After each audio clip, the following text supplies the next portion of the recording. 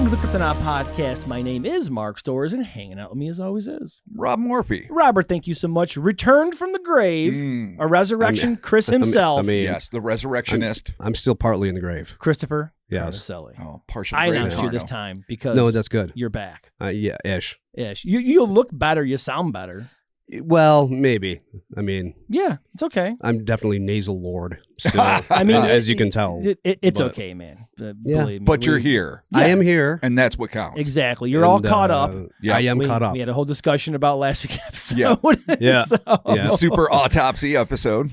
Yeah, the Cannibal Corpse episode, I guess we could call it. That's fair. Yeah. So yeah, man, we're back. We're doing a Cryptonaut podcast. Mikey story part 5. Oh, the Kiss Army. We're finally there, dude.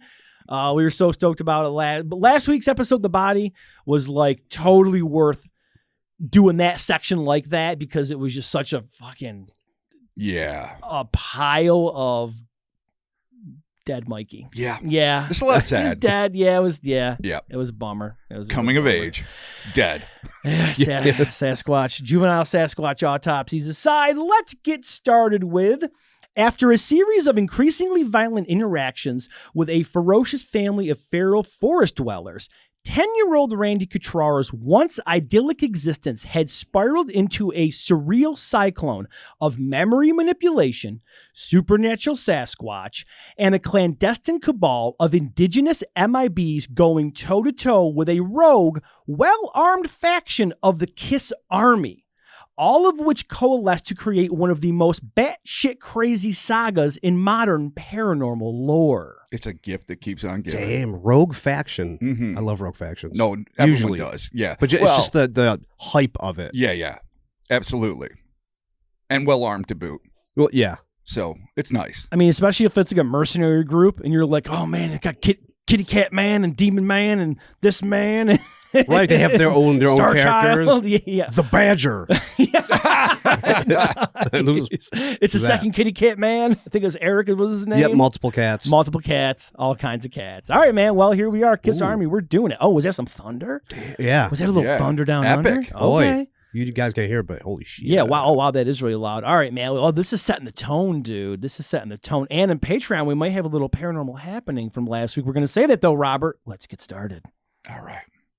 For the nature-loving Cutrara family, moving from the hustle and grind of Grand Rapids to the laid-back agrarian community of Alto, Michigan had been like a dream come true. But as the summer of '77 came to a close, their utopian dreams had, slowly but surely, devolved into a living nightmare of bodacious beasts, kidnapped kids, and the kind of cloak and dagger intra-governmental paranormal conspiracies that X-Files aficionados would learn to love in less than 2 decades. But despite everything that Randy, his family, and his friends had been through, when he re-entered school that September, sworn to secrecy about all he had experienced during that utterly unforgettable summer, it seemed to Randy as if the worst was behind him. That would prove to be wishful thinking, as for certain neighborhood kids, there were secrets far too compelling to remain hidden for long. Randy picked up the story. School rolled around and Tim was nowhere to be seen. He stayed at his aunt's. He was still mad at his dad, but his 2 brothers and sister showed up. His 2 other brothers and his sister and the 2 neighbor boys, Brian and Brad, also witnesses, were all on the school bus together. That first day that we talked a lot on the bus.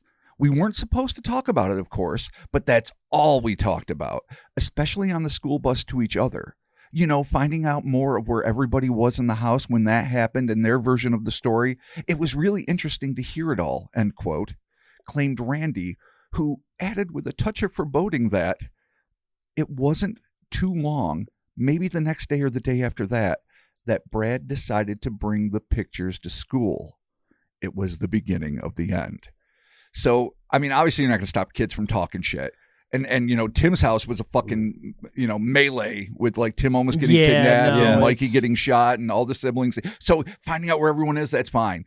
But then you start bringing the evidence in, and that changes the whole complexion. Sure, of this it wasn't this. Weren't they warned too? Oh yeah. At the end of that, like at the end of the last episode, like Yeah, don't. We're gonna come back. Yeah, no, he If was you like, said hey, we don't do it. Don't do this. And, well. they were still being nice at that point. Yeah. They weren't threatening, though they did say that there would be consequences, yeah. which is, a tacit threat, if Yeah. nothing else. But they fuck up, and obviously things are going to escalate.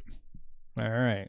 In a move straight out of the creature feature playbook, specifically director Joe Dante's delightfully dark mid-'80s ode to the Yuletide season, Gremlins, stone classic, 12-year-old Brad selected what he felt were the most impressive photos he'd snapped of the amateur autopsy performed by his tracksuit-clad dad and his buddy Tom, and prepared to set the scientific world ablaze when he presented them to his 7th grade bio teacher, Mr. Nabeki. That's as close to a translation as I can get. All right. I think that's how he pronounced it. There you go.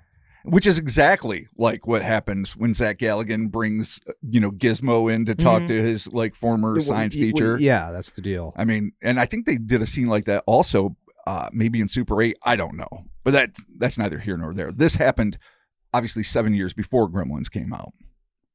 Well, the presumably stunned middle school science teacher's specific reactions to the pics in question went unrecorded.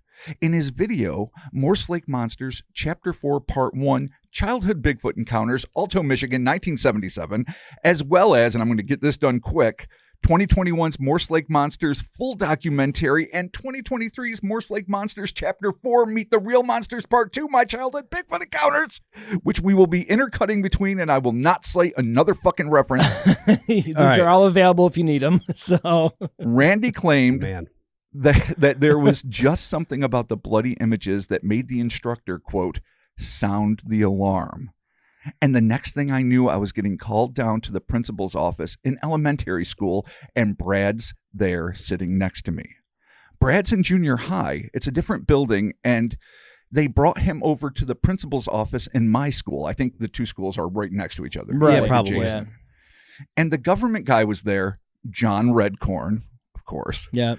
And, they're asking me a bunch of questions, and they showed me the pictures that Brad took. They showed me the one picture where I am standing right next to the body with Tom and Brad's dad, Bill, and Brad's like, you say anything, they're going to kick your ass. To which Randy whispered back, I'm not going to say anything. They all told me not to say anything when they were burying the body, Just don't say anything. They're not going to do anything. Randy added ruefully, I wish. That didn't end up being the case. Yeah, I mean, these teachers probably think they're looking at it like some kind of picture of a murder scene. Yeah, right. Though. Honestly, or like a dead zoo animal, maybe. Yeah. I mean, Brad brought him to school. Yeah. Right? I mean, what did you think was going to happen? What did you think was going to happen? Yeah. You're 12, so your mind is maybe not playing out all the scenarios in the right way. And it's 77. And even though that was like the height of paranoia conspiracy cinema, like Parallax, View, and a few other, like 3 Days of the Condor. When you're a kid, you're just thinking to yourself, I need this moment of glory. I need to feel the hot sun on my face, and I'm gonna Icarus. I'm gonna swim too close to the sun. Yeah, I'm mixing my metaphors. Yeah, you're gonna swim. It's fine. We all get it. Yeah, you're gonna swim too close to the dead juvenile Bigfoot. Yeah. Yeah. Where's that gonna get you? Exactly. In the principal's office. There it is. With Brad. So poor fucking Randy's just getting this, and 12 to 10 is huge, especially if the kid's got some size on him. Yeah, totally. And just I'm gonna fuck you up. Don't say anything. Fuck all the kid. while, like kind of whispering to him like adults around, like willfully, ignorantly not hearing. I don't know. You know what? Fight you fight that kid. Don't matter if he's bigger. Fuck you it. gotta. Yeah, there you go. After what felt like hours of fruitless interrogation at the hands of John Redcorn, his men, and the principal, all the while dealing with Brad's steady stream of sotto voce threats to kick the crap out of him if he cracked, Randy was released back to class. Quote, they didn't argue too long with me there. I don't know how long they questioned Brad, but they sent me back to class, and I finished the day out pretty nervous and got on the bus. The elementary bus. The junior high and high school buses were run separately, so Brad wasn't on the elementary school bus. They left an hour earlier, and then the elementary school bus would leave after the high school and the junior high, and I head on the school bus home. So all of that notwithstanding, they were riding the bus together to school, and now suddenly they're not on the same bus. Yeah. Okay. It's just something you put a pin in. All right. I don't know. Yeah. It's weird. I mean, maybe you go to school And at about the same time, so- and high schoolers get out a little early, or middle schoolers. Brad has the pictures of the Bigfoot being dissected, Yes. and Randy's clearly in the picture. Yeah. I mean, how are you going to tell this kid not to, like, don't say anything, I'm going to kick your ass? Like, dude, you have a picture of him in front of the fucking, like, what That you fucking what is took. Randy going to be like? It's not me. Like, what are you going to do? Like, Right. you can see Yeah. everyone in the picture clearly. Like, how are you going to, like, how don't say, well, what is there to say, Brad? You have the picture of me in front of a dead Bigfoot. I dare say this is on you, good sir. Wow. Yeah. Yeah. Yeah. You took it. You developed it. Yeah. You brought it to school. Exactly. And you're telling me not to say anything? Mm-mm. Okay. Yeah. Yeah. No, you're right. It's not me. Hypocrisy. Yeah. You're right. It's my twin brother, Bandy. Bandy. It would be while traversing the now familiar streets of his rural neighborhood that things took another turn toward the odd. When the bus stopped outside of Brad and Bill's house to release Brad's little brother, Randy noticed a pair of bright yellow Service Master cleaning vans from Kalamazoo, Michigan, parked in the driveway. Nothing too strange about that, but when they came to the next stop at Tim and Tom's house, there were 3 more identical yellow vans now parked in their driveway. So, little sus. Okay, that's weird. And the old Kalamazoo, Michigan Service Masters. Okay, we'll see. We'll see. Randy recalled. So on the bus ride home, the bus goes by the other kids' houses first. The first stop is at the house that has Mike's body buried in it. So again, Bill and Brad's house. And there's carpet cleaning vans. There's at least 2 or 3 of them. And then the next stop is Tim's, and there's carpet cleaning vans there. The same kind of carpet cleaning vans. And by this time, the bus driver is noticing it. And he says, "Boy, I wish I lived in this neighborhood. You guys partied a lot this weekend." I guess you have to hire a cleaning service afterward. I mean, yeah, dude, when everyone's I guess. puking on the carpet. I don't know. Like, whatever. So we get up to my house, and I start seeing in the distance, there's carpet cleaning vans at my house. These ain't no goddamn carpet cleaning vans. 2 more Service Master cleaning vans in my driveway, and my dad's car was home, and he's not usually home at that time of day. Something was up, and I'm getting really scared at this point. I didn't know that in just a moment, my whole life was about to be shattered. Oh, Jesus. Little Randy. foreshadowing there. All right. Okay, Wow. well, yeah. shit. Christ, man. So I got off the bus and I started walking up the driveway, really slow, and I got alongside the vans and I could see movement in the house. It looks like a lot of people, and all of a sudden the blinds closed. And then I got around to the other side of the house. I could see in the kitchen window, and there were more people in there. And I knew something was wrong. Something was really wrong. It was then that Randy's fight or flight instincts kicked in. I started running through the field. Randy, praying that he hadn't been seen, made a mad dash for the tall rows of corn. It was then that, without warning, all hell broke loose. A bunch of National Guardsmen came out of the house and tackled me and brought me back into the house, and good old John Redcorn was already there, and he was furious. Got the National Guard Yeah, involved? where isn't John Redcorn? Yeah, I know, I mean, right? he's the No, eternal. look, they go to school. He's there. They go Yeah. back to the house. He's there. He's there. Okay. He's fucking everywhere. Oh, boy. And he's not fucking And now he has the happy. National Guard with him? Yeah. Okay. Yeah, the tackling guard. Yeah. All right. Well, fair enough. Apparently, after coming to my school, he'd been down at the neighbors all day without getting any answers from them, end quote. Evidently not being able to find the Bigfoot's body after confiscating the photos that Brad had taken of the dissection had infuriated the intelligence man, and the kid gloves were coming off. Inside the house, now Randy's house we're talking about, 6 young uniformed National Guardsmen, all armed with M16s, were watching Randy's parents like hawks, while the jumpsuit-clad John Redcorn and the 2 other elder Native American agents, the one that, if you guys recall, he met last week, the older guys that were just called him Little Chief Running Bear. No, naked. Naked. Yeah. Yeah. So those cats are there. Redcorn had had the guardsman put Randy down in one of the hard-backed dining room chairs, whereupon he proceeded to render the swift 10-year-old immobile by duct taping him to the seat. Randy recalled, John Redcorn immediately taped me to a chair with my dad's own duct tape. Here's a little interesting aside. Unfortunately for me, my dad's old childhood nickname was Wires and Tape. And he had some really good duct tape, and I was stuck in that chair pretty good. Good old Wires and Tape. Yeah, Wires and Tape's so weird. Hey, here comes ham and cheese. Yeah. Well, that makes more sense. Fucking ham and Yeah, cheese. that like makes ham and way cheese more goes with ham and sense than cheese, but- fucking Wires and Tape. Right. Like, it's just not a There good comes nickname. Wires and Tape. Yeah. I only included it because it was so absurd. I'm like, unfortunately for me, good old Wires and Tape was fucking equipped to the nines. Yeah. Right, you had really good tape. I mean, Duct tape's always pretty fucking good in my experience. Yeah. yeah, you can get like industrial shit. Now you can get like Gorilla Tape, all kinds of fun stuff. Sure. Well, it's not Dude. 77 anymore. Yeah. It's the renaissance of tapes. Yeah. This is The glory days of this tape. is- yes. Yeah, they don't make tape like they used to back then. No, the goddamn American-made duct tape, every strand pulled from the earth and turned into tape. They grow it in the heartland. They sure shit do. He continues. So dumb. They also arranged for my sister to not be there. She was picked up by my aunt to go out and eat pizza. It turned out he'd spent the whole day talking to my dad. He got my dad and Brad's dad and Tim's dad, Tom. I love he always calls him by that full Nice. thing.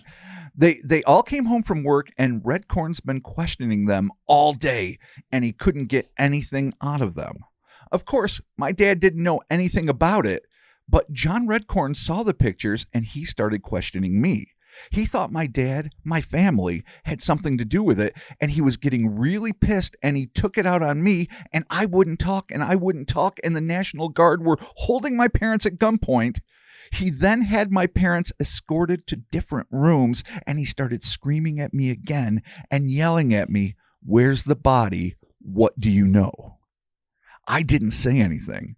I just sat there, taped up in my chair. Good tape. Okay. I mean, Jesus, this is getting all right. Yeah. Fuck, man.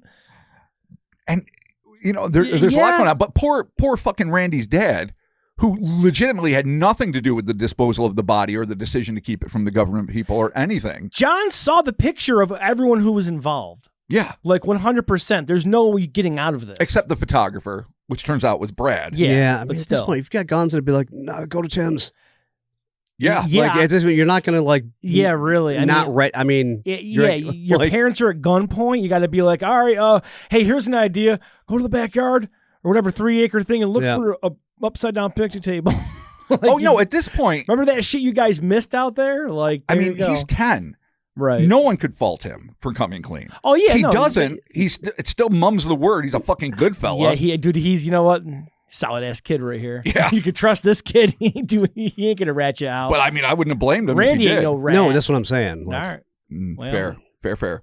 All right. So this went on for a few minutes, this interrogation between Redcorn and Randy. All right. Then he said, "I'm not a cop, and you just can't play this game with me." And then he walked out. And he goes off to one of the vans, and he's out there a couple of minutes, and 3 of the National Guard see my Kiss Alive 1 album sitting out by the record player in the stereo. I listened the night before, and I forgot to put it back in. They said they had just been to a Kiss concert, and they're going like, "You're a Kiss fan?" And I'm like, "Yeah." I mean, it's unbelievable. They kind of sided with me right then and there. Dude, I love that because if I was in this position and this kid had a Misfits record, I'm like, wait a minute, you're a Misfits fan?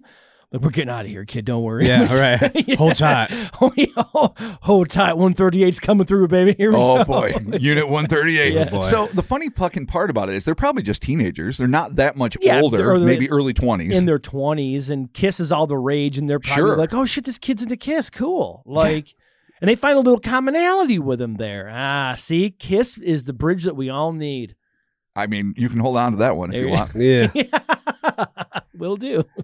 A moment later, the head honcho entered the premises carrying an ominous black briefcase that he had retrieved from one of the yellow vans, setting it down on the dining room table next to Randy. Quote, John Redcorn showed up with a briefcase, a black briefcase, and you open it up and it has some needles and some vials of sodium pentothal, end quote.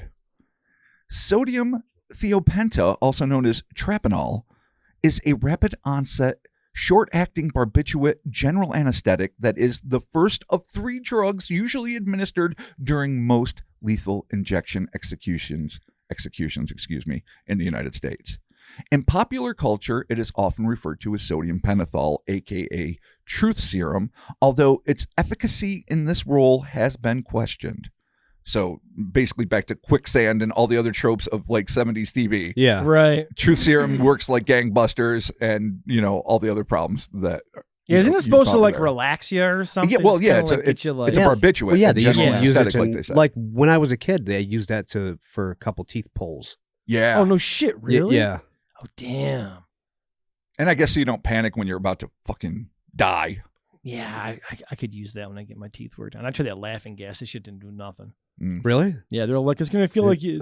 Yeah, they're like, what is it supposed to feel like? I feel fine. They're like, well, it's gonna feel like you drank 4 beers. I'm like, ma'am. Oh, yeah. not fine enough. Do you have the gas to get me over the 19 beer area? Yeah. yeah. That's not what it did to me. I mean, I fucking laughed immediately. Really? Immediately. Dude, I was laying on the table, and all of a sudden I'm just like, wow. Why am I laughing? Well, was it the gas or the sodium pentothal? No, the gas. Yeah, no, see, I did the gas, and I was just like, can I get some more? And they're like, medically, no, you're done. And I was like, okay. Yeah, well, no, I was laughing, but then I was out. Recreationally? Like, what's your next response? I hit my limit, and they were like, no, sorry, that's it. And I paid for it, too. Wow. Yeah, I mean, it relaxed me, but I was expecting, I was expecting to fucking get some Yeah, no, I was out. fucked up off of it. Yeah, no, I wasn't at all. I was just like, I'm whatever. sensitive to those kinds of things. I Though. mean, like anesthesia and me do not blend. Really? Oh, Yeah. weird. All right, well, you learn something new every day about your friends. Fair enough. Your lovely friends. No, I laughed. I laughed There you on the table. They're all waiting for me to pass out, and I'm just like cracking up. No, really, you just uncontrollably laugh for no reason. See, and now you're like the living embodiment of the cliche, because that could have happened on like an episode of Brady Bunch. Yeah, back in the totally. day. Yeah, you just assume that's what happens, and for so many people, it doesn't. It but completely did for me. Damn. All right. Well, Right shit. on. There we go, man. So Randy continued. Poor Randy. I still thought it was just going to be a scare tactic. I think everyone in the room probably did. I was duct taped to the chair because I ran, and then he started the procedure. The intimidation of the massive needle was almost too much for Randy to bear. He began struggling in vain to wiggle out of the chair that he'd been so snugly secured to. Though it's hard to know what it was that triggered the next event. Basic human sympathy, the unmistakable horror on display by a terrified child about to be injected with God knows what, or the fact that they were all, at heart, just a bunch of kiss heads. Whatever the reason may be, 3 of the National Guardsmen turned and aimed their weapons at the genuinely surprised John Redcorn. Oh, dude, fucking pull the trigger of my love This is gun. just such a movie. This just turned where the kids are like, not a fellow Kiss fan. No. You've gone Bridge too far, Redcorn. Yeah. No, that's it. Right. Well, or if you think about it, they're watching this 10-year-old kid get physically interrogated by this dude. They're probably like, I'm sure they have. Not only is Kiss the common bridge, but they're probably human, and they're like, you can't do this to a kid. And it's unconstitutional. Well, I mean, it's a child. It's an American citizen. I Yeah. mean, obviously, we all know that doesn't carry much weight, but I mean, technically, this shit ain't this isn't Gitmo. All right, you're in Michigan, okay? Fair enough. Yeah, exactly. Yeah. You get a couple Kiss heads together. Guess what? It's always Detroit Rock City where there's more than 4 Kiss heads. Well, that's yeah. right. So Randy continues. So he was really going to do this. He was going to administer this truth serum, and I really started freaking out. And he was getting the needle ready and then getting it ready to put in my arm, and I started crying and I was screaming, and then something really weird happened. Those 3 guards that were Kiss fans, they drew their weapons on John Redcorn and they told him to stop. One of them shouting, "This is bullshit. You've got to stop right now." Suddenly, Redcorn pulled out his own revolver, and he and his 2 special agents, the elder native men that are right there, and the other 3 National Guardsmen were now pointing their weapons at the rebellious 3-man faction of the Kiss Army, who were not going to let this clear-cut torture of an American child stand on their watch. So 3-on-3 National Guardsmen, but there's also 2 older guys with guns Yeah, and Redcorn himself. Yeah. So it's 6-on-3. That's a lot of bullets. Yeah. It's a lot of bullets, dude. I mean, standoff. Big effort. Yeah. All right. Well, Jesus Christ. Randy reported, John Redcorn pulled his gun and the other agent pulled his gun, and the 3 other National Guards had their guns on the other 3 National Guards that were siding with me, and it was a Mexican standoff for a little bit until they, just gave up. Huh? That's not what you want. No, I mean they gave up because like, it's 6-on-3, and at some point you're like, am I going to prison? Am I going to be detained for pulling a gun on a superior officer? Treason bullshit or whatever. I mean, or am I going to die today? Is today the day I die? Yeah, it is. You're like part of the KISS Army. I agree. Of course you die today. Listen, they had the moxie to pull the weapons. Of course you do. Yes, the Army of the Immortals. You're wrong band, dude. Wrong band is Band of War. I don't care band. regardless, man. Fucking Unit 138. We all go down together. Fuck them. Also the wrong band. You go down screaming, Colin! And fucking there you The go. right band. Cold gin. That's the thing. Dude, everybody has a battle cry when they fucking... Beth! Yeah. She wears her satins like a lady. Weird one to go out on. Strutter. Yeah. There it is. Yeah, there you go. Yeah. Bang, bang. Yeah, there you go. You're dead. Okay. So, standoff is falling apart. So stupid. So, okay. The other National Guards, he just keeps calling them National Guards, which I love, Fair. took the 3 National Guards that stuck up for me out to the van at gunpoint, and they were screaming at me, be strong, the whole way out to the van. We're going to execute these guys in the van. Yeah. Yeah. Don't you fold. Don't you dare. Come on, you little 10-year-old son of a bitch hero. Come on, you got this. Like this poor kid, dude. It's just a lot. This is gone. Dude, just fucking tell them what the bodies, man. Yeah, man, just give it up. Fuck it. Who cares? Absolutely. At this point, like, and the moment I see my mom or my the dad KISS Army killed. Exactly. The KISS Army's dead. Under gunpoint, I'm seriously considering revealing everything. Give it up. Who gives a shit at this point? But Brad's going to beat the shit out of him. I think Randy could take Brad. I don't know.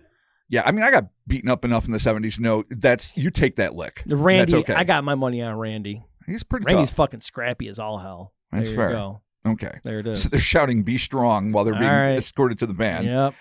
And Randy continues, I still didn't think he was going to give me the sodium pentothal, but as soon as those other guards were back in the house, he started administering the drugs, and he sat there and he waited for it to take effect. I didn't feel anything at first. As he was waiting for the drug to settle in, he started questioning me again. I still wouldn't talk, but he wasn't playing games. He got a couple of his guards over. He said, we're taking them down to the neighbors.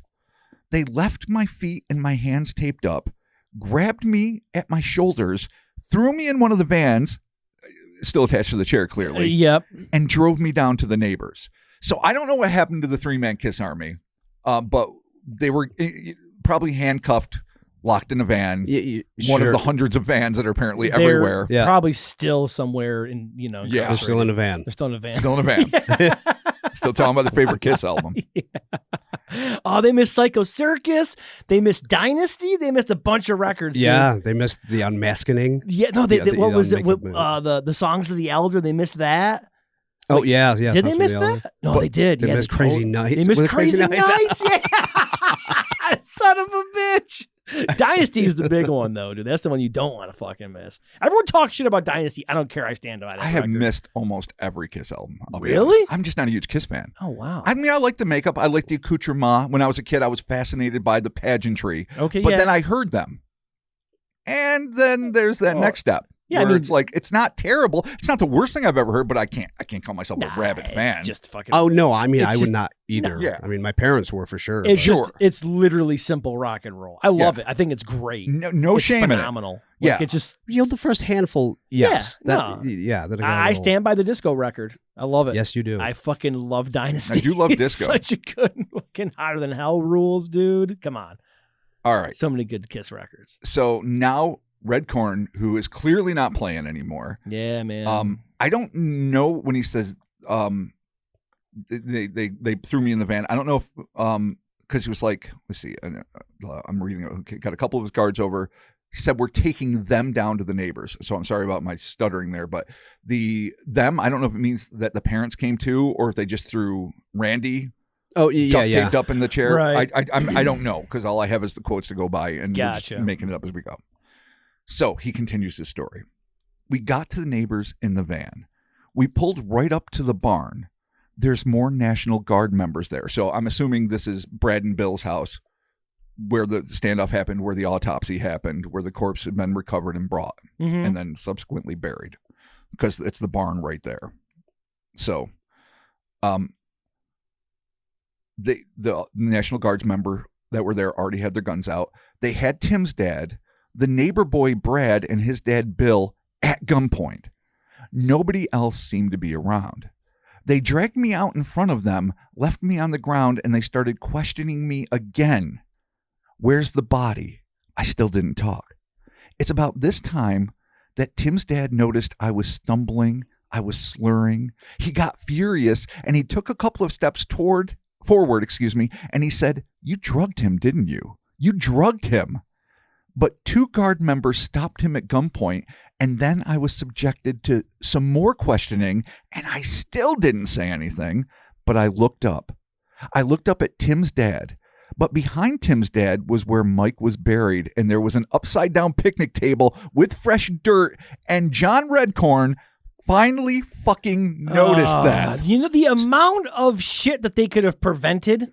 I just feel like if those cleaners, they were there all that time, all and that they did time. not notice the fucking upside Never. down. Fucking yeah. I mean, it has to be on one of these properties.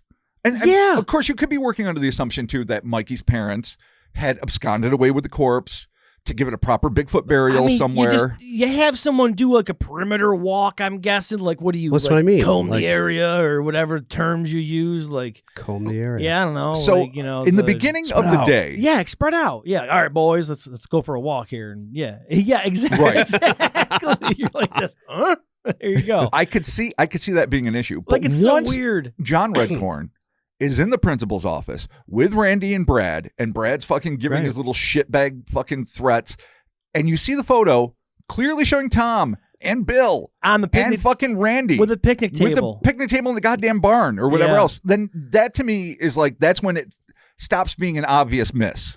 Well, You figure that shit out. No, right. you would think, yeah. You would I mean, being an investigator or whatever sort of dude he is here, like super crack team of guys, fine. But man, they miss an obvious one here. Like it's not. Yeah, and I then even don't- the best agents miss shit. But I mean, it's an upside down picnic table. It's not you On a don't fresh normal- pile of dirt. You don't know. Yeah. Yeah. And you've got bloodhounds that presumably can smell blood. Well, but they didn't pick it up. And- Right. False hounds. Yeah. Yeah. And you know what? I bet you Bunk hounds. if they even got close to this table, Whack you'd hounds. see the blood underneath it. Whack. You totally Yes. see the blood everywhere. So, well, we're here. John Redcord found it. Yeah. Okay. Yeah. Of course he did. This dude's fucking. He's everywhere. Yeah, but boy, he misses some pretty clear shit. So Randy picks up the story. They've been there all day. And then he finally noticed that, and he gets on the radio. I found some fresh dirt. Get the tractor. So now they found the body.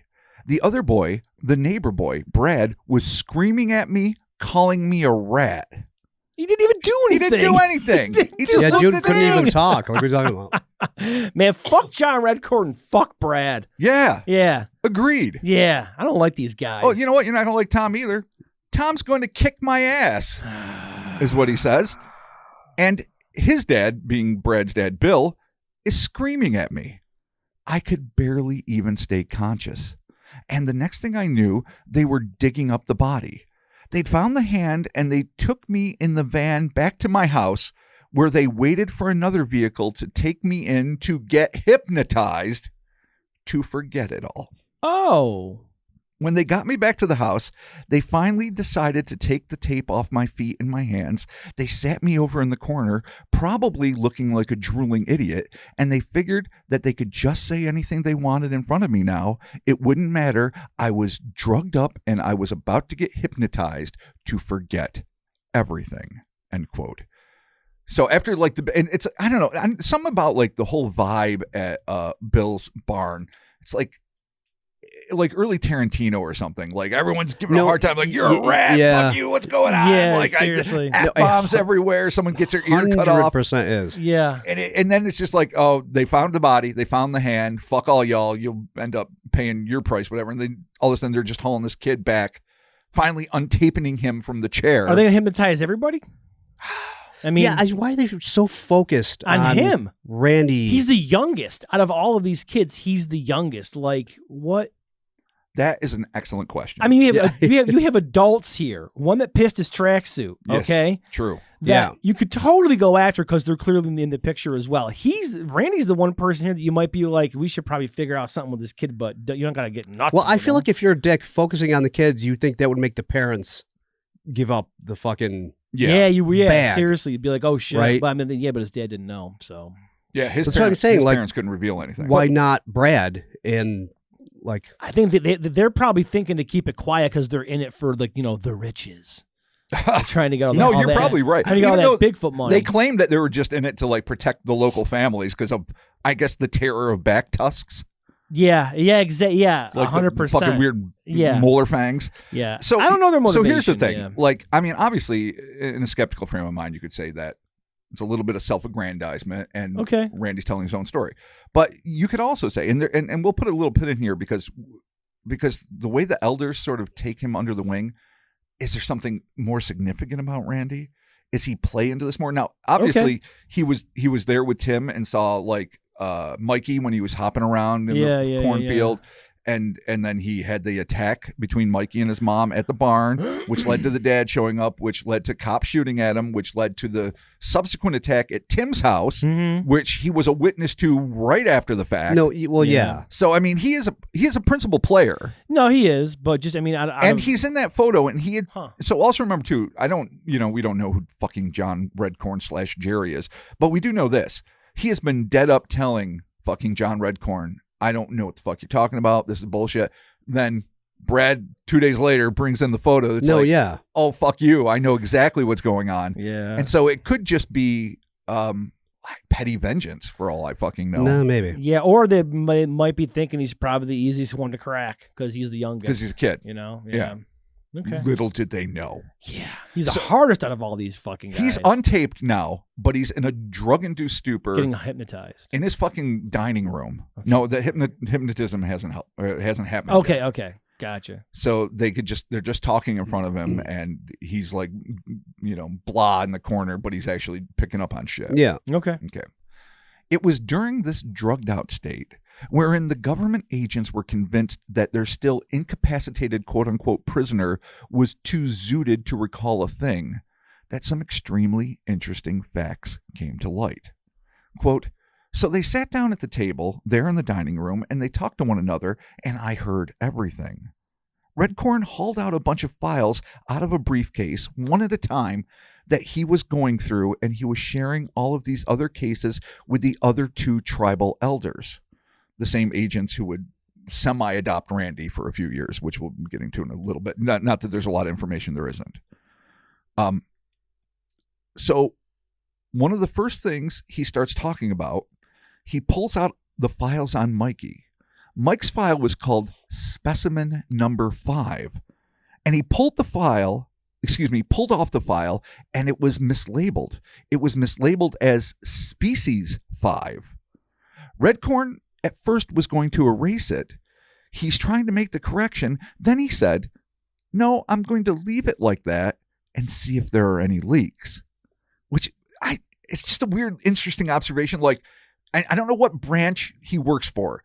Randy in his later years seems to think he is just a man in black who happens to be of Native American ancestry, which is perfectly plausible. And he's got the two other Native American elders working for him. Right, yeah. And they all seem to be in cahoots, and it would be a rare use of government money where they put people that know what they're doing in the field and financing them and giving them authority. Yeah. But apparently that seems to be what's fucking happening here. But there must be some internal office intrigue if he thinks, oh, we'll keep this Species 5 when it's really just Specimen 5. Right. And it doesn't go anywhere. We don't see how that turns out. We're not privy to that. No, that's just another weird intrigue thing. Like what do you mean? What? Huh. Okay. An interesting way to catch someone leaking information, though. Yeah. Very interesting. Randy continues. I don't exactly know what he meant about that, but that's one of the things he said. He went on to say that none of the other bodies that they had previously were complete. They had found pieces rotten in the woods. Another one was in pieces from a farmer that had toiled the field and found pieces in his tractor afterwards, and things of that sort. They didn't have a whole body. One of the guys looked over at me and said to John Redcorn, "Is he going to remember any of this?" And he said, "No, he's a drugged up 10-year-old that's about to get his memory erased. He's not going to remember a thing." To which Randy dryly added, "Sure, I'm not." Oh, boy. Okay. Yeah, well... That's so matter of fact. He's a drugged up 10-year-old. Don't worry about it. Yeah. But that's also interesting because it means that they don't necessarily have a field guide to the Sasquatch. They found, like some people have said about, I think there's different levels in the government of knowledge about people that say know about extraterrestrials or other black op shit. And some probably know very little and they're like, "Oh my God, we've never had a full body and this is fascinating." While other people have been they've known about autopsy footage for 25 years and it's not a big deal. Yeah. So whatever level Redcorn's working at, it could be something like, we haven't found a full specimen yet, but they're a problem. And so okay, interesting. We're going to see what we, do from there. Yeah, okay, cool. After that, Randy continued, he started talking about the gun clubs that he was going to organize. This is really interesting.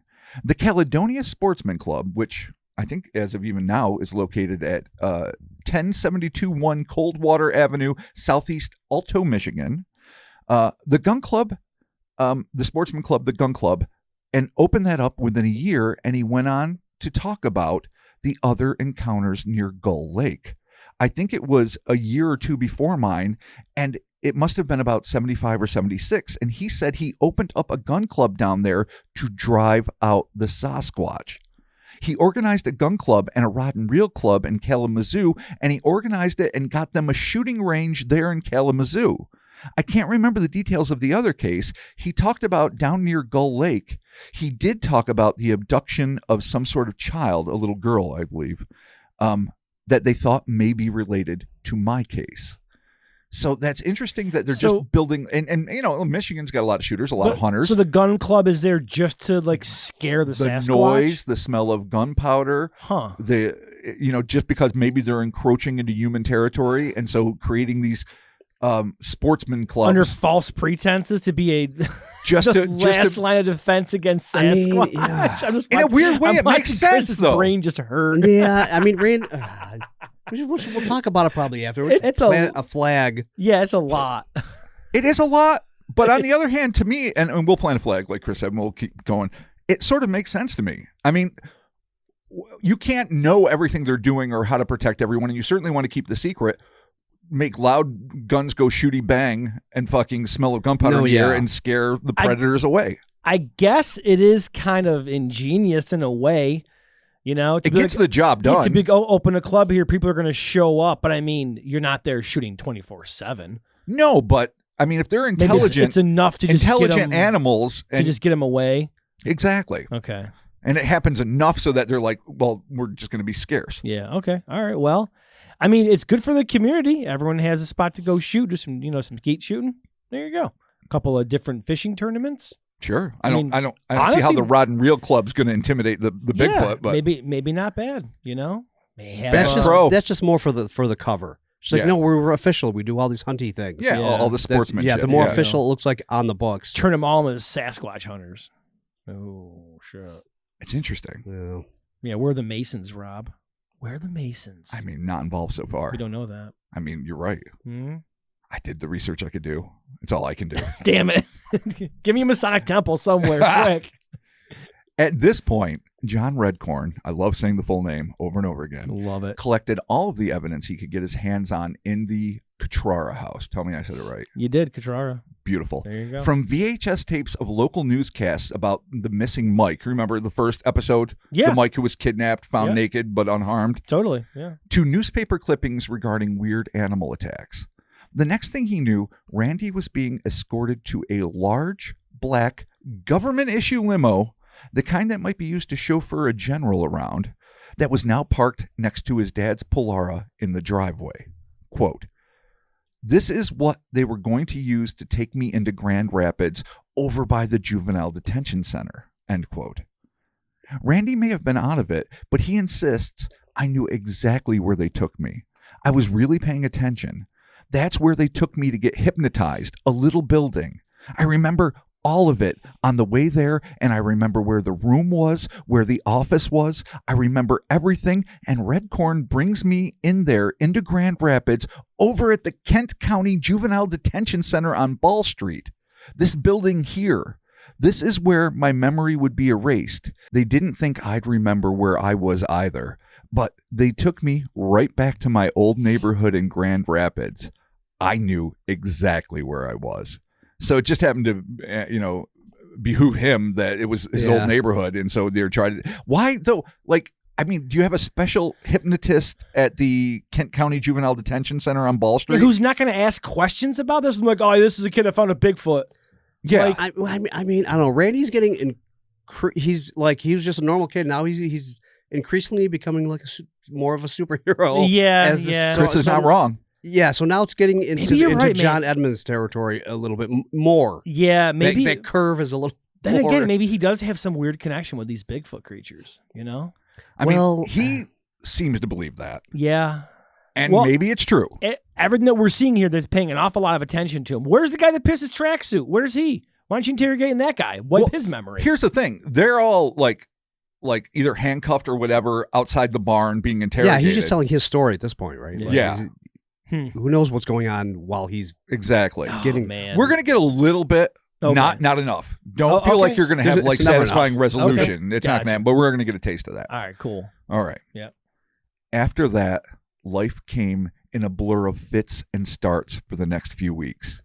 Randy insists that his mother, as well as other moms and male siblings who had witnessed the exploits of Mikey and his family, were being taken and put through Manchurian candidate-like procedures evidently designed to either genuinely erase the memories of those involved or at least intimidate them to the point where they would be hesitant to even broach the subject. So moms and sons, not anybody else, are being taken and dealt with. Okay. Quote, "They eventually took away a number of the kids and the mothers, all to cover this up. And there was lots of feuding going on between all of the families and all sorts of problems. And when my mother came back, she wasn't the same person. She was pretty abusive to begin with. She was 10 times worse when she came back." That's dark. Man, that's okay. bad. I feel so bad. No, this just got sad. "They didn't take my sister or any of the other girls, just the mothers and us boys. They didn't take the fathers and just held something over their heads and told them not to ever talk or whatever, that something was dropping on them and that was enough to keep them quiet, and everybody else forgot about it, because they were hypnotized to forget about it." I don't know if does hypnotism work that way? I don't think so. And there's a lot. And so this is, well, see, the thing is, this doesn't ruin it for me, but we are right to plant red flags. But I will say this. Quite a few. I will say this, on one hand, it could just be sloppy government procedure and they're just trying to tidy this up. They don't necessarily have to make it so that it never happened, but they have to make it so that people that claim it happened look crazy. Right. Which is, right. The typical protocols in a situation like this. But all of a sudden it's just like they're taking moms and putting them through God knows what. Yeah, I don't. Making them even darker people and taking sons, but not the daughters, even though there was little girls that were in Tim's sisters. They saw this shit. Yeah. And then they're lording something over the dads. God knows what they could be blackmailing them with or what threats. Yeah. But I guess they're not kidnapping them. I guess we don't understand hypnotism, but maybe they're just using that as a way to install like mental blocks or something in Sure. them, like which And you know, and I guess in deference to what's going on, it's 77, and you know, black budget, real dark parts of the government, hypnotism dude at that time period is probably not like you know, Dr. Leo Sprinkle trying to like make you think of a UFO. No, what was it? Oh, was it Jolly West? Who was the guy that was like the godfather of acid who like dosed out like Charles Manson? The whole hippie revolution. Electric Kool-Aid acid test. Ken Kesey. No, I think Timothy Leary. I think it was Jolly West. I could be getting it wrong. But he's the guy that they think that he went in and dosed the guy that killed Kennedy. The guy that killed Oswald. What was his name?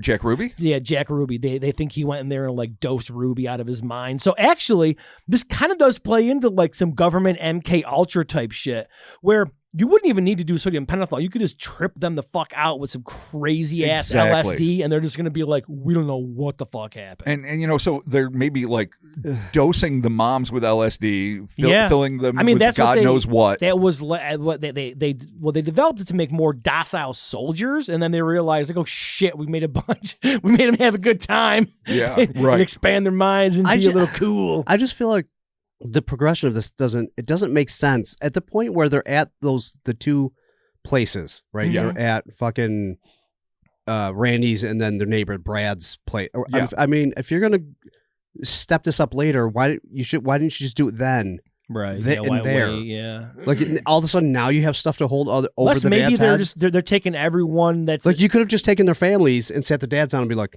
look. Yeah. I feel like that would have done it. I almost dare say it, but any normal person? Easier to just kill them. Hate to say it. Well, but, it's always easy. I mean, it just seems like you've got some weird mind control thing going on. You got the dads held by some whatever, and now you're just like, fingers crossed. Well, you mean like a PBB Thanksgiving? Yeah, really. I don't. Even now, if government came into your house and took your fucking kids and your wife, right? Yeah. And they said, "Tell me this," you're gonna fucking tell them. 100%. I feel like that's simple. Yeah, and it really then you is. can check out the goddamn table. Instead of all this fucking bullshit. Yeah, let's drive to Grand Rapids to your conveniently to your old stomping grounds. It's a lot. Yeah, it is a lot. I mean, I can buy that's a coincidence. I really can. Unless this is really awesome, weird fucking. It's also convoluted as shit. Unless this is just some weird mental games they're doing with them, they're making it more complicated than it has to be just to fuck with them, right? To make it just that much more. And if you only have show. A handful of people working for your little intelligence agency, I mean, it could be this huge Men in Black style network, or it could be this really tiny group of people that are sent in for very specific reasons, and they need to fucking get in, get out quick, make people feel like they're fucking crazy, maybe dose some of the moms, fucking threaten some of the dads. The kids don't know what the fuck is going on. In the end, you know, the derision people feel towards people that see UFOs or cryptids is usually enough to keep them silent. And so who knows like how convoluted it got at this point. Well, I mean, it's a 10-year-old recalling it as an adult too. Yeah. Which doesn't mean you're going to get necessarily a super accurate representation. Post-hypnotism. Yeah, totally. Yeah, his account, we'll talk about it. Yeah, there's some things don't quite match. But. All right, man. Well, let's get back to it. Not everyone, however, was committed to concealing this monumental secret regarding the secret species living in America and the nebulous relationship they have with specific, non-disclosed government agencies. Tim was hidden from the authorities for as long as possible. So Tim, the friend living with the aunt, mad at dad, don't shoot Mikey. That's right. He was trying to save Mikey's life. And so he was kept out of it, but eventually he got sucked into it. And darker still, in an effort to keep Randy's sister from getting involved in this sordid business, she ended up moving in with her aunt, and the pair went into hiding. So deeper down the rabbit hole. Okay. As of 2014, Randy claimed, quote, "My aunt that was keeping my sister out of the house while things were going on, she tried to hide. She went all over the country. I don't know if they found her or not. I've never seen her since." I don't know if he means he hasn't seen his aunt or his sister or fucking both. Yeah, that's probably, both. But that's deep weird. Dark. That's real dark. Fuck. He added, "I believe they even went after Mike K. Mike K being, I believe, the kid that was kidnapped in the very first episode. Yeah. Okay. Of the many Mikes. Of the multiple Mikes. And I think his father and a couple of other families tried to get an attorney together, and my father, that is Randy's father, opted out of it and ruined the whole thing. So some were trying to get some ACLU type motherfuckers, some fucking legal action. Like, no, the government did some shit, even though God knows how far that could get in the court system. Yeah, not very. No, I mean, and if you're the attorney taking this, you're going to be like, okay, let's start from the autopsy on the table, boys. Let's start there. Yeah. I mean, he seems to blame his dad for not following through. His dad, who did pass away in 2014, Randy's dad. But on the other hand, I'm not sure what kind of headway you're really going to make. No, me neither. But, sometimes just fighting the good fight is worth it. All right. Yeah, I mean, you can't Aaron Brockovich this shit. No. You could try to call her, but. I mean, you can. She ain't going to pick up. If Silk with that shit, you're going to die. There you go. As life slowly but surely resumed the more or less normal patterns of small-town existence, Randy began to notice, quote, a little red 77 cheap Comanche pickup truck showed up, and two local guys from the local tribes showed up, and they started taking me out doing stuff. Same two guys working with John Redcorn, the elder tribal members that were of two tribes that were formerly one tribe. But we're not supposed to, we can't talk about it. But he doesn't mention it because so many times he does that. Yeah. Like he says, I can't talk about it, and then later on he mentions it. Okay. And maybe I have it here. I'm not sure. But gotcha. Anyway. Okay. So these guys from the local tribe showed up, and they started taking me out doing stuff. The first thing they did was to take me somewhere over in the middle state game area where the encounter happened, and they had what was supposedly Mike's ashes, the baby Bigfoot's ashes. We did a ceremony, and we spread Mike's ashes out there. After that, they started stopping by even more frequently. They told me how their tribe used to be one and how they broke up, teaching me about their ways, teaching me how they hunt, teaching me how they track, and at one time they took me on a really long trip to go see a bunch of different tribes all over the state, mostly in the north. We ended up going all the way up in that little red pickup truck. It's a long drive up there. So, I mean, I guess Upper Peninsula, you might be saying. Yeah, probably getting towards Canada. One of the first stops was an Indian burial ground right across the bridge from a big church there. And from there, we went further north and met with some more tribes up there. And they introduced me to their elders up there. He says up there a lot. Okay. Like they did all the other tribes that I met, and they told me what happened. And on the way back, we stopped in quite a few different places, but this place we had a really good encounter. Those guys could do some really good Bigfoot calls, and this was even during the day, and we kind of got surrounded, and one actually came out right in front of me, and he looked like he was going to grab me. And one of the guys had a gun, and I think it was a small 357, and he had to shoot it there to scare it away. It was a kind of terrifying encounter. But I've been there before. What is happening? All right, so okay, you know what? Just get ready for a headache. Okay, because we're about to wrap it up. You're ready for it? I already have it because there's 1,000 ways. We're gonna lose Chris again. Goddamn to try to end this. And the thing is, Randy's saga never ends. It never ends. No, it's continuing. And he is the most prolific content creator I think I've ever stumbled across. No, I mean, he's sharing experience. So yeah, totally. And it's all good. So we're trying to keep this condensed into like the end of summer of '77, right? And like the few things that happened as a direct result. Okay. And so I sort of have to put the tombstone on this on my own. But this is sure. So anyway, he's for some reason he's a special dignitary. Little Chief running bare naked. Yeah. And he's fucking going to all these different tribal elders, and they're having Bigfoot encounters, and they want this kid to continue to have Bigfoot encounters. Okay. Apparently. Either because he's special or because it's like, I mean, Mikey make did him less afraid. Mikey kind of did take a shine to him, where he's just kind of like, you're my buddy. Right. So maybe that's why they're like, hey, this kid kind of had a connection with a Bigfoot. And right. Maybe it's a whole cross species thing, So maybe they're using him as a conduit, or maybe, I mean, kids are just more open to things. Maybe they just think that he has a connection with... Or maybe with because he went through such a traumatic experience and then exacerbated by like the kidnapping of his mom and other things, that they're just trying to make him not be terrified to be at one with nature. Like there's a lot of different Maybe paths. there's a way Well, to better yes. hide this. Yeah. yeah, that's true too. Because why think that they're noble? They could have very ignoble clandestine agendas. Just to Sure. get him kind of like comfortable with it, so And- they can be like, all right, now he's going to be cool with us. you So- know? like ingratiate, you know. Yeah, no, definitely. Like just trying to like be his Yeah. friend, and they disappear after like 2 years, and they aren't a part of his life forever. Huh? Okay. They just do some crazy shit. But here's the fucker. I'm just gonna read Okay. this. Yeah, no, we're there. They had to shoot it, scare it away. Yep. Terrifying encounter, but I've been there before, as he says. The last time I saw them, they told me things like, Randy, you were playing with a caveman.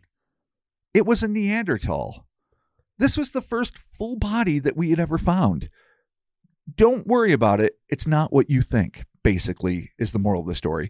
You're just playing with cavemen, which is a fucking another step from the orangutan, another step from the Right. mutated Bigfoot Yes. or the fucking weird alien primates or whatever the fuck they're. Why are they trying to tell him it's a caveman? That's why I say it make my head hurts. Like, or unless it really, but they don't look like Neanderthals. Not that we're like experts on what Neanderthals look like, but they don't tend to look like Australopithecus. They don't look like No. hominoid ape men. But this could No, just be yeah. like a diversionary tactic too. Yes. It could be like, oh no, you're hanging out with Neanderthals. Don't worry about it. Like, no big. It's totally fine. Yeah, or another way to calm a kid down, because at this point he's what, 10 or 11 still. Yeah. Yeah. And it's like, oh, it's just a caveman. You watch the Flintstones. It's no big. Relax, bro. His parents are cool with him going on these road Oh, trips. this one that popped out and screamed and I had to shoot to scare it away and he almost grabbed you again because apparently you can't stop having terrible aces from Bigfoot encounters. Right, yeah, you're fine. It's fine. I mean, Alright. wouldn't you know the difference between the one that they just had to shoot and what he's describing Mikey was? You think? I mean, Mikey was Right? Like, described 100% they're Mikey- simian. very different. Mikey really looked like a cross between, at least in the illustrations to me, an orangutan and a chimpanzee. And Mike's parents Yeah, were yeah. not giant Neanderthals. No, they were prototypical Bigfoot. 7.5 to 9 foot tall big feet. This could essentially. this could just be a diversionary tactic, though. Yeah. This could Okay. just be them being like, "Nah, kid, you saw a caveman. Come on, it's like Barney Rubble." Last sentence. Okay, Barney Rubble. Yeah, you're just fucking around with Barney Rubble. yeah, there you go. And thus, more or less, ended Randy Cutrara's extended odyssey into the extreme unknown.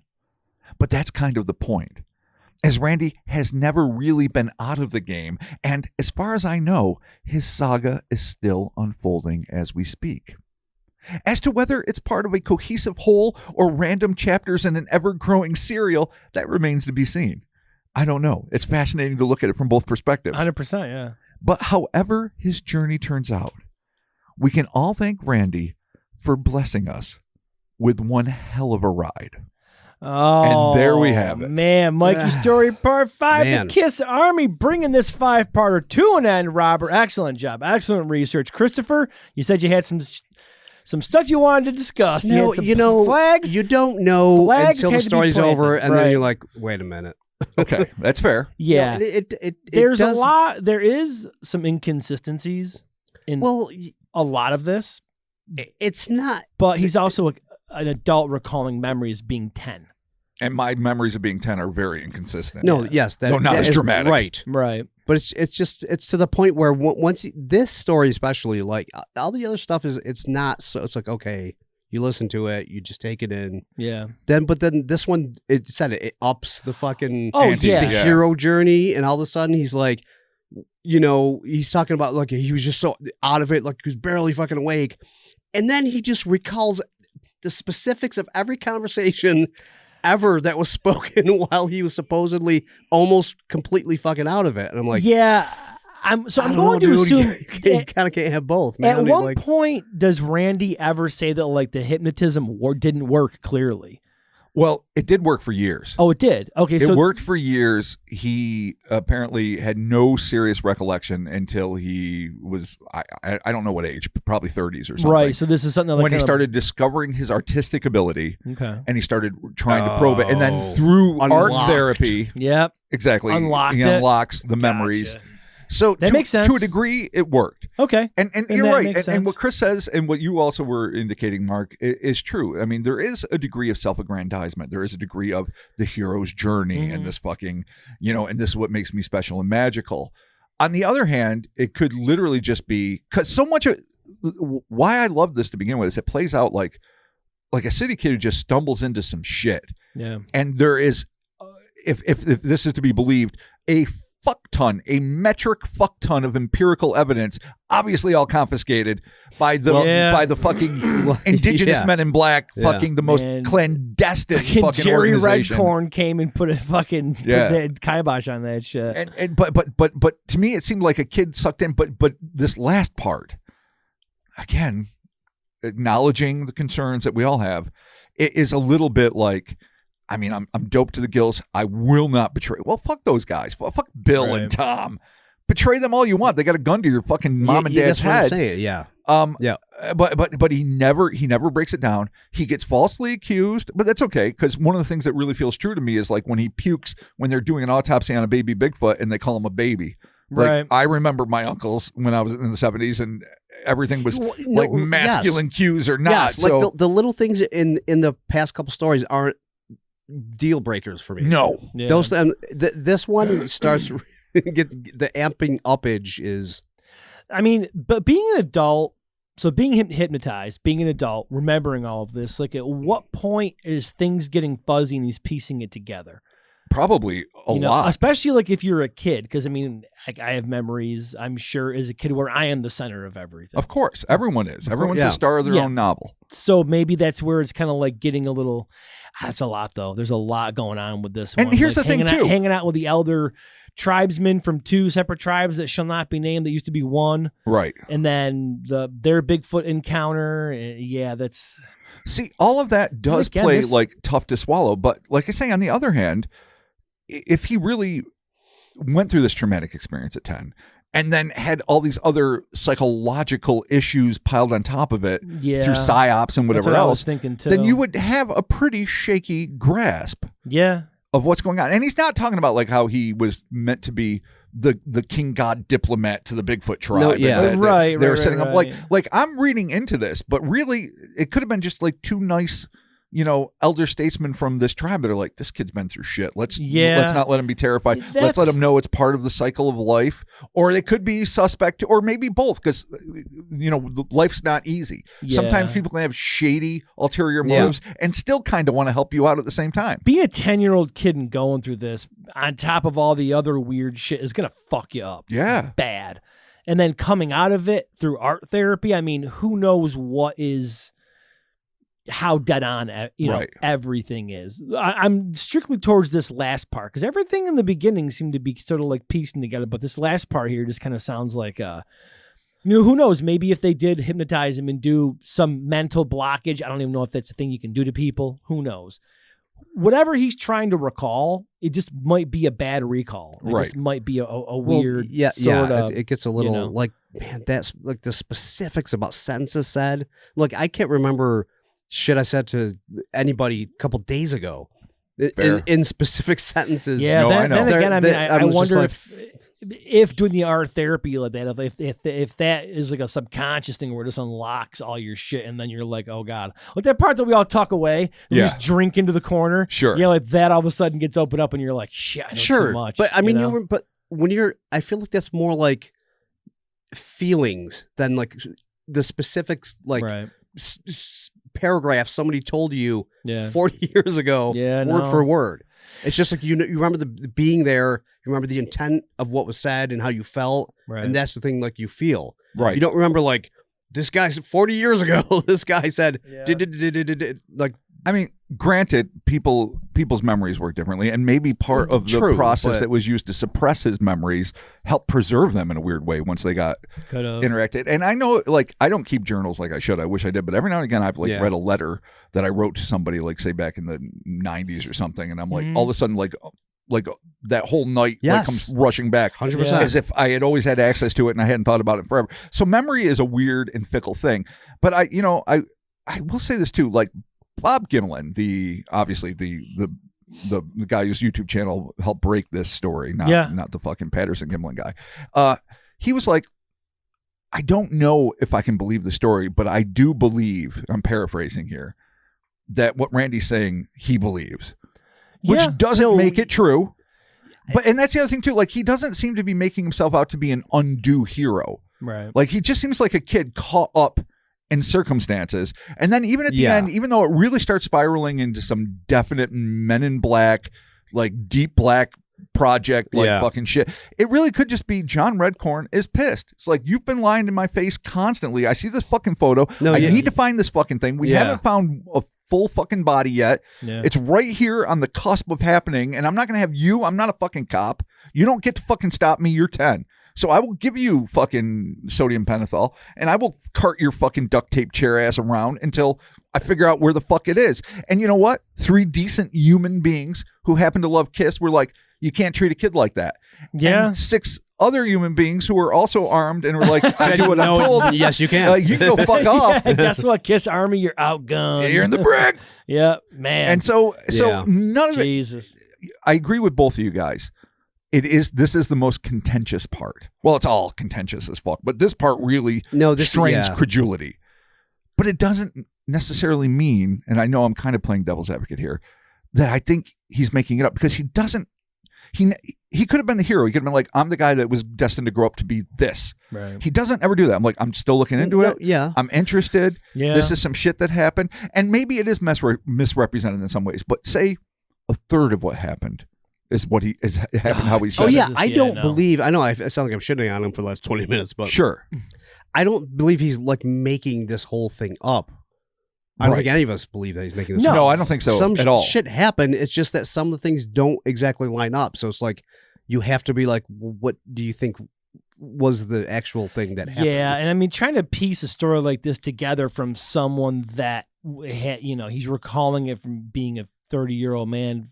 Something happened when he was 10. Something traumatic as fuck. Sure. Yeah, especially with all these 40s. people. Like, there's a lot of players in this fucking. I'd be interested to know, like, if he has right? talked to anybody that's involved with this. Like, hey, he's tried. He's reached when? out to Facebook, and some people talk about, I remember on the bus when we were talking about that thing, and the guy that like saw a monkey man eating a fish in his backyard. He touched base with him. So some of these people, yes.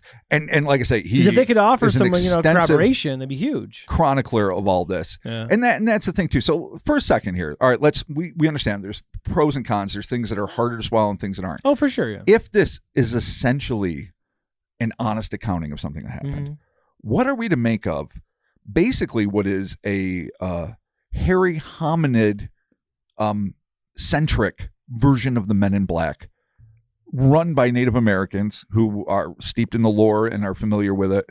Like, that to me is sort of like the mind-blowing paradigm of this. It's like, well, I mean, like Bigfoot doesn't seem, it seems like it's an animal or it's not. Like, I never understood the idea of like, why would the government cover it up? If they're interdimensional or alien, that makes sense. But if they're just another animal out there, so what? Why would we give a fuck?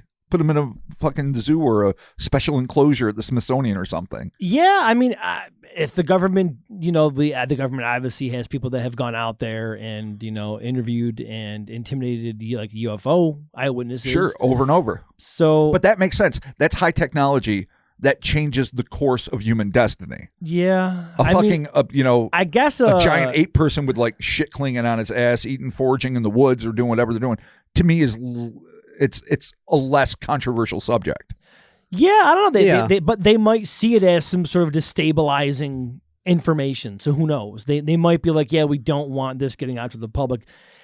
I hate to say it. The only reason it could be destabilizing is if it is extraterrestrial / interdimensional / something else. Because if it's just a super primate, that's not destabilizing. No, that's just interesting. A super primate, not unless there's some experimental shit. Right. They obviously know that something's up with it. Whether it's species 5 or specimen 5 or... That's an interesting thing. I mean, if you're talking species 5, so, this is a different type of species of an animal that's out here, like, okay, what the fuck's up with that? And why is the government so, interested? But it's not a species. It was just the fifth specimen they came across. Yeah. But but even on that same sort of train of thought, like... I mean, do we live in a world where, like... these mysteries have their own separate contingent, spontaneous human combustion, UFOs done, right? Chupacabra sightings, things, and that might be a military, implemented like bio warfare thing that got loose and exsanguinated a fuck ton of goats, or something else, an alien. Who the fuck knows? Yeah, I mean, I don't know, man. I guess the government would maybe tap it down. I don't know. I mean, but John Redcorn, clearly, whatever his group of dudes are doing, like they're setting up gun clubs to keep him away. They're doing this. They seem to be doing like things to protect people. Yeah. So don't inject a kid with sodium pentothal or whatever. Yeah. I don't know how he knew that either. It just seems like, man. I mean, well, there's a lot of yeah. It's, if the government got like has like their own anti-Bigfoot squad, like like to what end and to how are you protect citizens? Yeah, I guess to protect citizens. Yeah, I but guess it seems like it'd be easier to just eradicate them. Oh my! Honestly. No. I mean, but seriously, you could be done with them very quickly. What I was going to say is like the looseness of like if it was that important, like I feel like the National Guard is not something you bring into the game when you're trying to tighten the fucking. They're not at all. Which is the craziest part because like John Redcorn and his team are small. Yeah. And two of them are elderly. Yeah. Seemingly, or at least older. And so it's almost like they're just putting different people at his disposal. But who the fuck does he work for? Like, say, Randy ends up thinking he's a member of the Men in Black. Maybe. But who the fuck knows? Like, and he's got a sweet jumpsuit, and he's fucking obviously well trained. He's got the briefcase with the chemicals. He can command these people, and they jump. Local cops.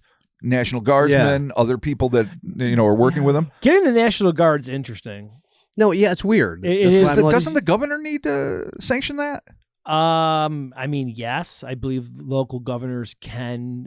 Well, yeah, because they're like an army force that like it's like to stay here and take care of stuff like in like like hurricane relief, and like rioting and stuff. I'm not sure what you mean by local governor though. Well, like, just one state, like the governor of the state that you're in. So, like the governor of Michigan can activate the National Guard to go and do whatever. They ultimately, I'm pretty sure I could be talking out of school here completely. They could be a part. They're obviously a branch of the army, but it's controlled more like at a local level. Not that they can't get deployed because they can. It's for national. Yeah, I have some guys I work with are like National Guard guys that they're obviously out of it now. But yeah, they were like, they stay like locally and go do shit. Yeah. So. It's just this isn't the kind of thing that you see in other stories where like when shit needs to get covered up, you see like crazier looking shit. Like black op merc units and shit. It's usually very quick. Not just the National Guard.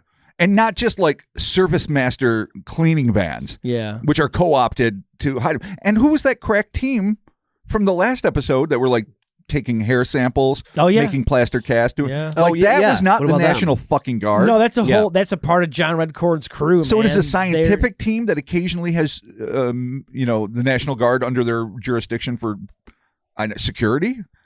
I mean, we don't know. I mean, they probably just take him. They're like, you're going to go with these guys today, and don't fucking say anything.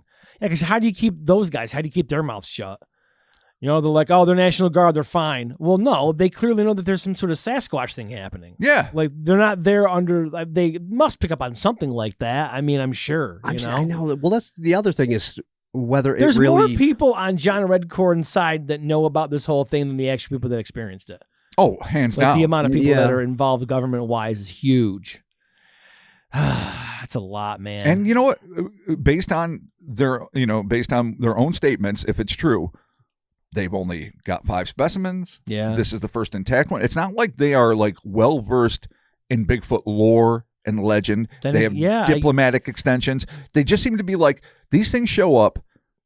They are potentially very dangerous, which I've always felt. Yeah. And if we make, boomsticks go bang, we scare them away. That really seems to be basically what's going on. Yeah. I mean, I guess if you put it that way, it does make sense that the government would have a branch of people out there keeping their eyes on these things because they don't want them getting too close to the public and killing people, So I guess in that sense, it sort of makes sense. On the other hand, though, people can live with the idea of bears. We could live with this unless there's an implication of that challenges religion or some other deeply held belief. What Mikey had going on, though, it was more, he had like a whole like humming thing. All right, so let's go back to that. Not only could his face like boil and melt. Yeah. He had a humming thing that could incapacitate you. So this is not your standard Squatch. Definitely not by think our it's standards. one at all. No. At least there's at least 2 times in this whole thing where they state that it moved on 4 legs but when it got like near whatever, it was on 2 legs. Yes. Yeah, it I'm like, was that is going- that yeah. is just not a Squatch. They are not quadrupeds and not qualitative. Never do they ever go on all fours to do a thing. Very rarely. Yeah. I mean, they do occasionally run on all fours or up hills, but Chris is right. Yeah, that no, is it's not really, their typical But form I mean, of humans, locomotion. if we're going, I mean, we might use all 4 to do that, but Absolutely. that's not a thing. So it seems like it goes beyond the purview of, which No, puts for it sure, into- for sure not Neanderthals. that puts it well, yeah, for Jesus. sure not Neanderthals, but that puts it almost in the whole interdimensional category. Where if that is the whole point of the team, that these things are slipping through and they got to take care of them so that people don't, does this tie into non-human intelligence and Grush? it always does. Yeah, it's gonna have to. Again, it's maybe gonna have to. maybe someday Ugh. we'll speak to him. I would definitely ask what he thinks that these things are, and if he thinks that, like, from everyone from John Redcorn to the elder Native Americans that had kind of taken him under the wing, were they trying to confuse him, illustrate for him, help him? Like, I would be very Just curious to know like what Randy's like take where on, what they he are, where yeah. he stands on all of that. Because No, for sure. this, I mean, because what it plays out like it could have just been like, it starts off so matter of fact. This is like, think of this.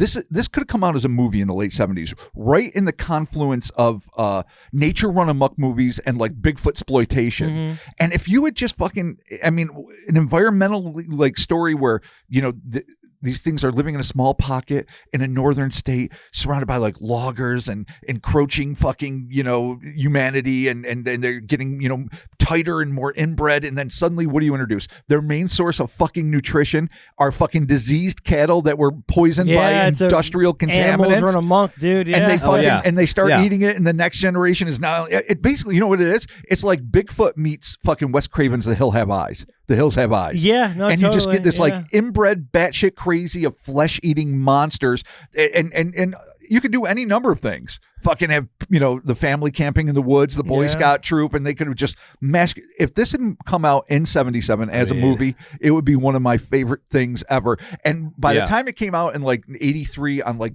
big box Wizard Video VHS with some lurid ass That's cover awesome. with like a bloody fucking Bigfoot and some voluptuous Oh, vixen, I would have been like in there like swimwear. Yeah.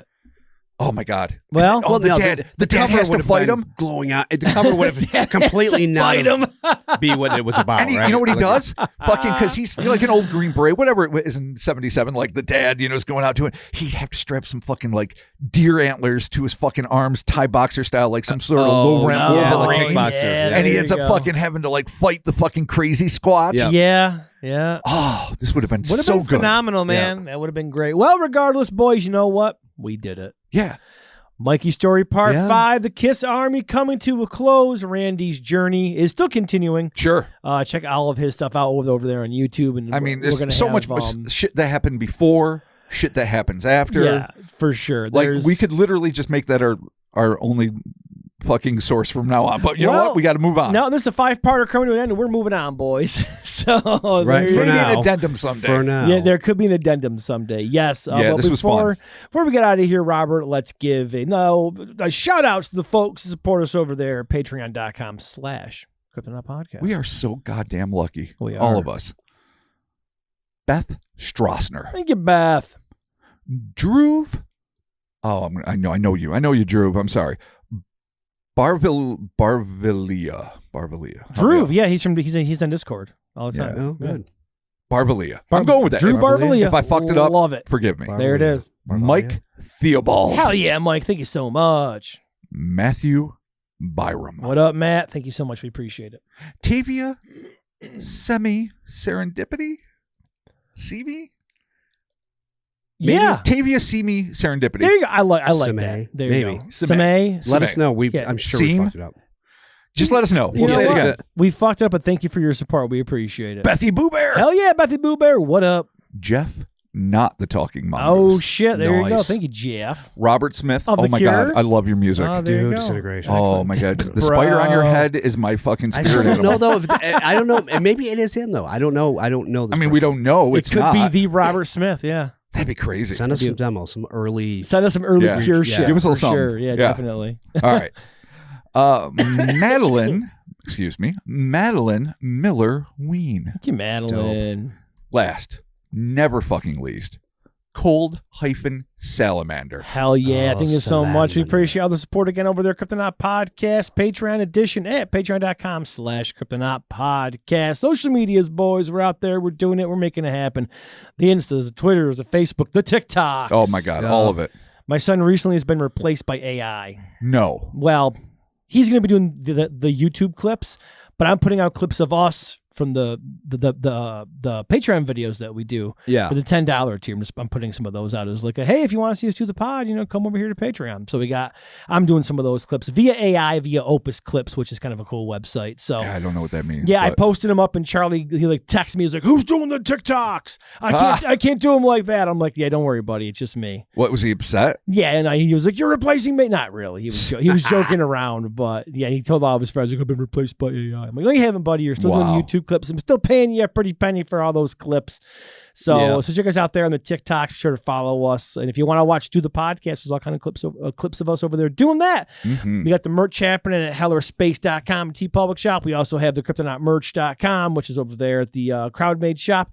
All kinds of hats and hoodies and sweatshirts. Yeah. And yeah, no sweaters. Not But yet. fall is around the corner, boys. We can hear all those bones rattling, that goblin milk sloshing. So get all your hoodies prepared, your long sleeves. We're working on our Doing back it. to school design. We are. We got some fun stuff coming up there.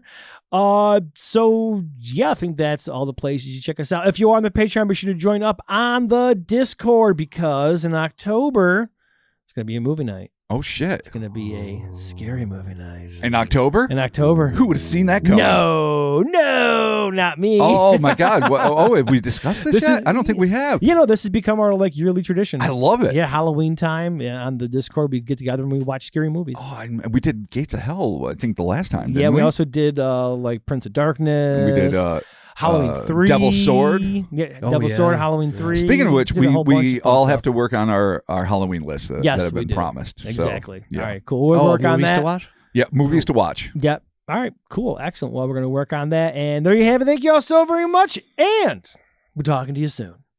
All right, peace out. The saga Um, has come to an end. There's a lot of evidence that I feel like there should be more A ton. for the story. Okay, But- yeah. But it's all been confiscated by well, nefarious government agencies. Yeah, sadly, there is no evidence left. Not a bit. Nope. And there was literally piles. Oh, so much. There was bags of blood worth Literally. of evidence. No, there's Yeah. bads, bags of blood, no, bags and hair samples Yeah. and severed and hands. Oh, yeah. print things, Full- and Videotape. Yeah. VH fucking S. Yeah. Photos. pictures, Full Yep. bodies. Yeah. multiple witnesses. I mean, fucking Oh my God, so many people. So many. multiple. A spoil of riches. Well, unfortunately, boys, All Except- gone. these are things that we'll never have the Yeah. answer to, unfortunately. Yeah. We're just here to relive the tale through Okay, our good buddy Robert. Well, for now, maybe there's an addendum that will be the gold. Could be. The gold. It's true. It'll be the gold. Yeah, it I could be mean, the goal. one of these days, one of these stories has to pay off. Somebody's going to find something, You never know, man. and it's going to I mean, just I be mean, awesome. odds say that should be the case. Yeah. Yeah. Yeah, I or know. they're just going to have catastrophic disclosure, and then we're fucked, and our show is no longer fun. Oh, That's we will. never gonna No, happen. we're still going to do fun You stuff never know that, man. because we have monsters They're too. born That's just to for grow. aliens. There's no catastrophic Nessie They disclosure. need something. I They know need that. something for you to latch onto. So they're going to throw out terms like that. Mhm. Because if they're just like, just soft release or Yeah, no one wants that. Soft no, they release. have to say That's terms like catastrophic disclosure, and if it's not the end of the world, then you don't care. great. Yeah, well, Why? Right? you know, Like, I mean, I guess that's what happens. I mean, I'm not holding my breath. No, That's but what I'm saying. I think know, we're going to live in a sea of myth for our lives, at I don't least. know, man. You never know. According to sources, this shit's getting close. Yeah, they say that all the time. All the time. All the Since fucking Academy of the time. Stars, baby. how many years has it been catastrophic disclosures coming? It's so Jesus often, Christ. dude. I mean, what's gonna, it's going to be like? We're literally almost at Well, the 10-year anniversary. You know what? Hopefully, that So, yeah, catastrophic yeah. disclosure is going to include a Bigfoot. Well, There hey, you go. Perfect. right on. Excellent. We'll be talking to you. Jesus All right. Christ. Goodbye. Goodbye. Goodbye. Farewell. Yeah, so much to unpack. Ah. Bye.